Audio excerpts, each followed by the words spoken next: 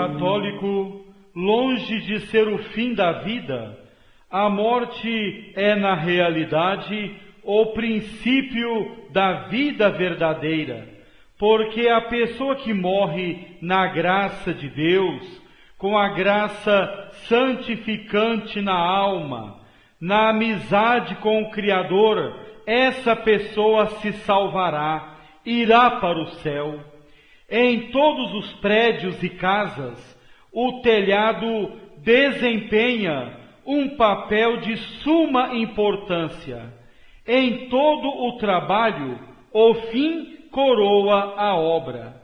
Muitas pessoas não acreditam na vida eterna, não acreditam no céu.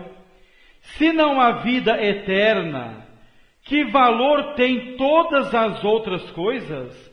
De que serve Deus, Jesus Cristo, os sacramentos, a Santa Igreja Católica, toda a nossa vida, se não existisse a vida eterna, se não existisse o céu? Que vale esta vida terrena, se não há vida eterna?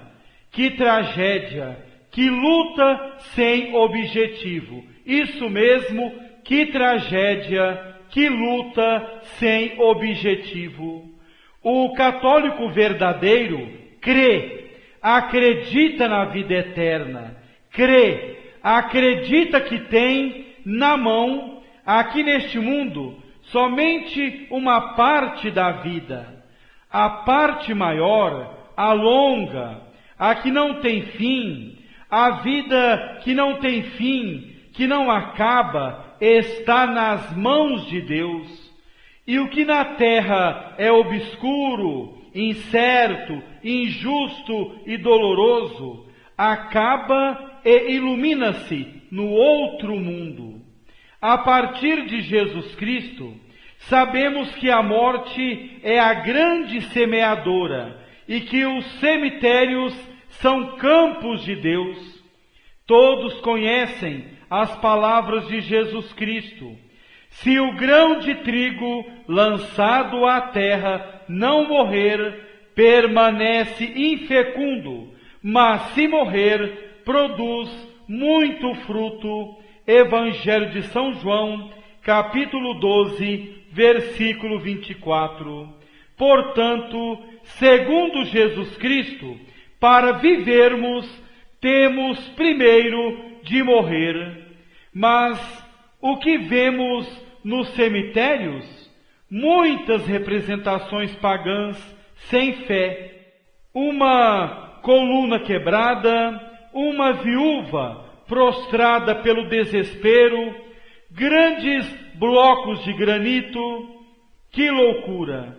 O que deve estar no cemitério é uma grande cruz, isso mesmo, uma grande cruz com a inscrição: creio na vida eterna. Creio que o que nós chamamos morte não é mais que a passagem de uma forma de vida para outra, a passagem para a vida em que o Pai Celeste espera o Filho que regressa. Muitos duvidam da vida eterna, outros negam abertamente o céu, negam abertamente a vida eterna. Jesus Cristo, Deus verdadeiro, falou abertamente e muitas vezes da vida eterna, do outro mundo. Na vida eterna, os tristes serão consolados. Nela verão a Deus os que têm o coração puro. Portanto, católico, está claro que com a morte não só não se acaba a vida, mas começa a vida verdadeira, começa a vida eterna. Aquele que morre na amizade de Deus, com a graça santificante na alma, não desfaz a família. A morte não desfaz a família. Os seus membros, já defuntos, continuam a pertencer-lhe. somente vivem na outra vida, vivem esperando pelos outros membros da família que ainda estão nesse mundo. Mas para isso é preciso morrer com a graça santificante na alma, é preciso morrer na amizade com Deus. Somente os santos se salvarão, somente os santos entrarão na vida eterna. O católico que vive santamente aqui na terra, que obedece à lei de Deus, que foge do pecado, que imita o exemplo de Jesus Cristo e da Virgem Maria, não olha para a morte como se ela fosse um monstro. Isso mesmo, o católico que crê na vida eterna, que acredita no céu, não olha para a morte como se ela fosse um monstro. Eis como se tornam tranquilizadores e reconfortantes os traços terríveis do rosto da morte. Sabemos que a morte é um grande segredo, a morte é um grande mistério, o mistério da iniquidade, porque por meio do pecado, por causa do pecado, a morte entrou nesse mundo, como está na carta de São Paulo aos Romanos, capítulo 5, versículo 12. Eis porque, como por meio de um só homem, o pecado entrou no mundo, e pelo pecado a morte. Carta aos Romanos, capítulo 5, versículo 12. Mas também a morte é o mistério da caridade. Isso mesmo, católico, a morte é o mistério da caridade, porque a nossa morte perdeu seu aspecto assustador graças a outra morte maior, a morte redentora de nosso Senhor Jesus Cristo. O católico que crê, que acredita na vida eterna, que vive na amizade com Deus, compreende o segredo da morte feliz. Alguém poderia perguntar: morte feliz? É possível alguém morrer feliz? Sim, é possível. É possível alguém morrer feliz. Muitas pessoas santas que acreditavam na vida eterna, no céu, faleceram com aprazível sorriso, com o rosto pacífico, com perfeita aceitação da vontade de Deus. Muitos mártires da igreja primitiva morreram felizes, deixando os carrascos confusos e revoltados. Católico, será que a doença não causava dores nessas pessoas que morreram felizes? Sim, causava dores nelas, e muitas dores, mas a esperança e o desejo de ver a Deus era mais forte nessas pessoas. Suportaram tudo com alegria e hoje estão no céu para sempre, para sempre. Como está no livro da Sabedoria, capítulo 3, versículo 5. Por um pequeno castigo receberão grandes favores.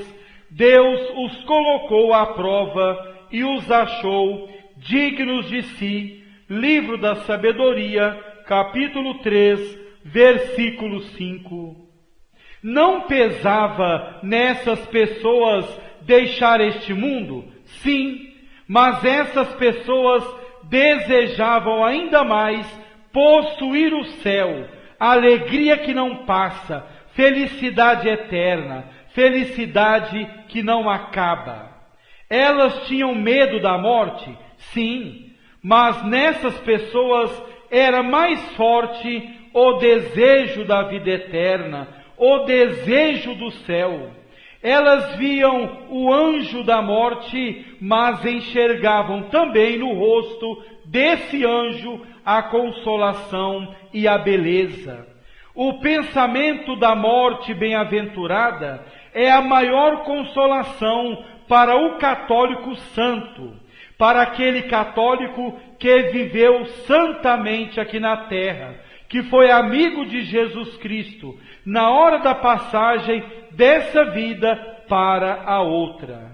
Católico, o pedreiro fica triste ao ver a casa pronta? Não. O pintor fica triste ao ver o quadro concluído? Também não. O soldado, quando vence a batalha, fica triste? Não. O filho, quando volta à casa paterna, fica triste? Também não. O católico, que foi amigo de Deus aqui nesse mundo, não pode ficar triste na hora da morte, porque ele vai para o céu. Quem morre com a graça santificante na alma irá para o céu. Mesmo se ficar algum tempo no purgatório, ele irá para o céu, porque o purgatório é caminho para a vida eterna. Católico, existe um traço consolador no rosto da morte. O traço é esse: a morte é a volta para o Pai Celeste. A morte é uma viagem para o céu, para a eternidade feliz. Quem for para o céu jamais sairá desse oceano de felicidade.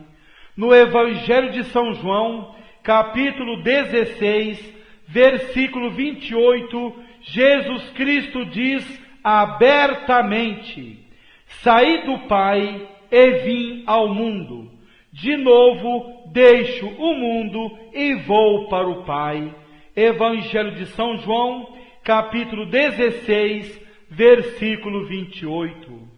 Uma nostalgia santa nos atrai para a pátria eterna, para o céu. Como o rio é atraído pelo oceano, o peregrino pelo lar e a bússola pelo polo magnético. No fundo da nossa consciência, atormenta-nos sempre esta nostalgia eterna. Alguém poderia perguntar: o que é nostalgia?